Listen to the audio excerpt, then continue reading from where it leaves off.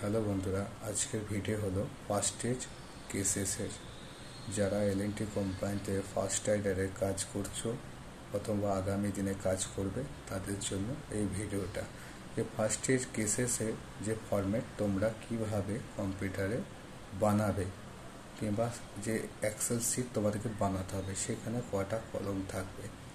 সেখানে টোটাল কলম থাকবে 11টা কলমের ভেতরে সেই কলমের যে হেডিং থাকবে সেই হেডিংগুলো কি থাকবে এই ভিডিওতে সেটা আলোচনা করব।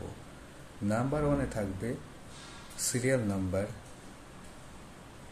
নাম্বার 2-এ থাকছে নাম্বার 2-এ ডেট টাইম, নাম্বার 3-তে নেম অফ ওয়ার্কম্যান, নাম্বার 4-এ থাকবে এজ, সেক্স, নাম্বার 5-এ থাকবে ডেজিগনেশন, নাম্বার 6-এ থাকবে কন্ট্রাক্টর নেম, নাম্বার 7-এ থাকবে লোকেশন, নাম্বার 8-এ থাকবে নেচার অফ ইনজুরি, নাম্বার 9-এ থাকবে কজ অফ ইনজুরি, নাম্বার 10-এ থাকবে ট্রিটমেন্ট গিভেন, নাম্বার 11-এ থাকবে রিমার্কস।